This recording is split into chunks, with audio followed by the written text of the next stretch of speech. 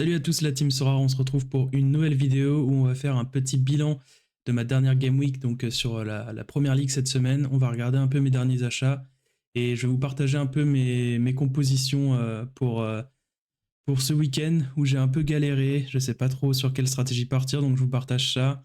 Et voilà, n'hésitez pas à partager les vôtres aussi pour qu'on puisse débattre là-dessus parce que y a plein de stratégies différentes et voir si ça paye pour vous aussi. Parce que moi, bon, la dernière Game Week ça a été, mais sur cette Game Week là, ça a été la cata. Je vous montre ça tout de suite. Alors du coup, pour cette Game Week, c'était principalement Premier League, enfin full Premier League. J'avais fait un stack Liverpool en Div 1 avec Connor Bradley qui marque un but contre son camp, donc ça me rapporte rien. On reste en Div 1, c'est le principal. En Div 2, j'avais fait un petit mix de plein de joueurs. Ça n'a pas payé parce que Douglas Luiz, match-up face à Manchester City, c'était pas évident.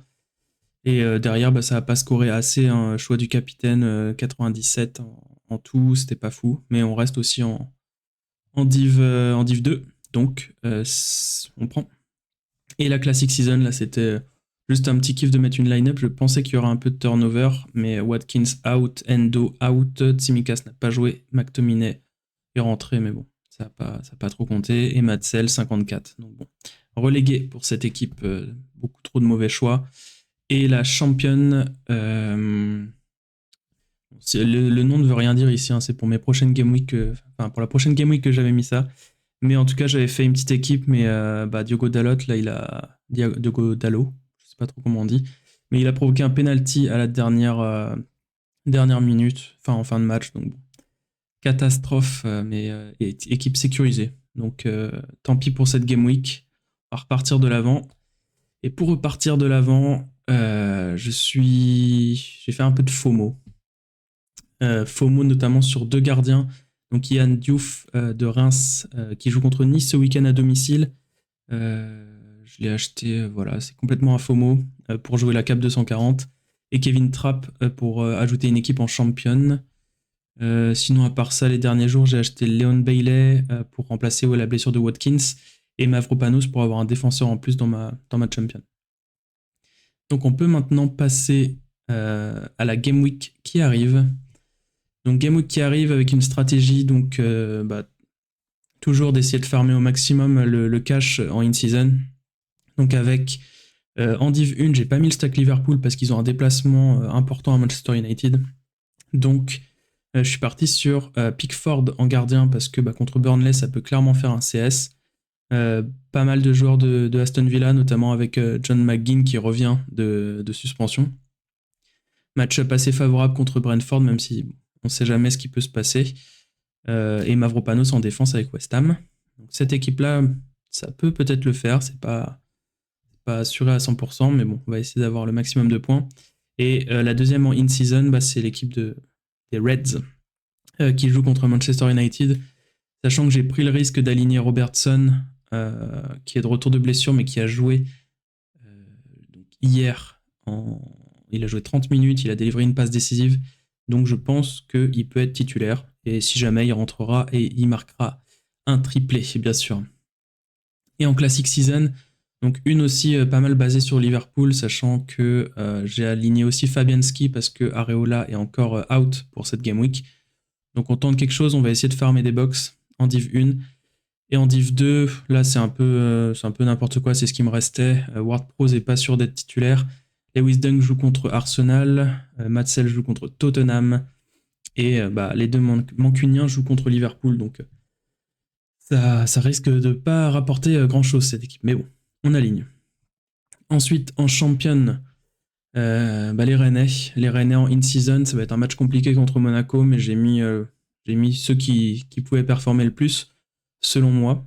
Avec les infos que j'ai sur le 11, normalement, ça devrait pas être loin de ça.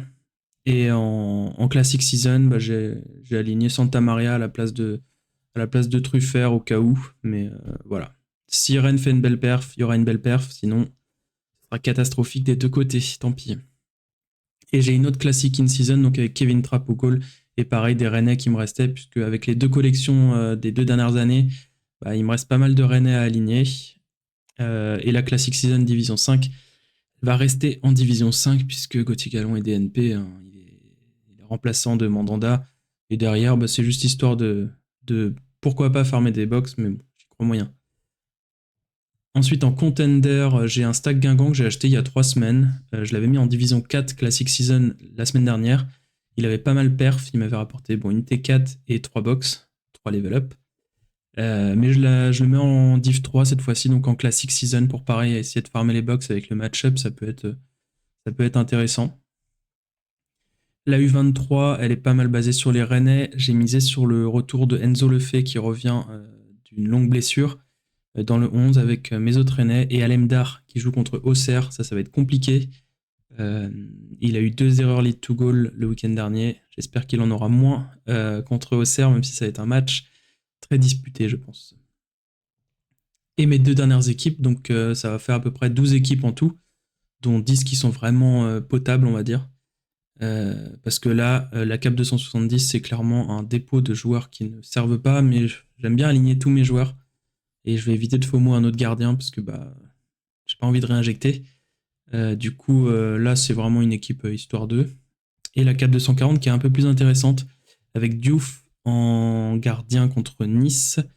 Le duo Mayer-Wind, donc de Wolfsburg, qui était sur le banc le week-end dernier, mais qui sont rentrés tous les deux et qui ont marqué plus passes décisives. Donc, je pense qu'ils resteront dans le 11. Et 2 anciens Rennais, Birger Melling à Copenhague et Serhou Guirassy face à Dortmund. Donc voilà, ça fait 10 équipes à peu près, disons, potables. On va voir ce que ça donne mardi, sachant que la semaine prochaine, il va falloir préparer la weekly Champions là, avec les compétitions européennes. Il va falloir que je réfléchisse à qui j'aligne côté Liverpool et avec quoi je complète, sachant qu'il faut un joueur avec un L15 inférieur à 40, donc ça va être compliqué. Et il y a la Special Weekly Liverpool qui arrive le week-end prochain, donc Liverpool Crystal Palace, pour gagner des places pour un match et des maillots signés. Donc il va vraiment falloir que je me donne à fond sur celui-là. Je vais essayer de vous partager ma stratégie, ce que je vais essayer d'aligner, mais bon, on va y croire jusqu'au bout.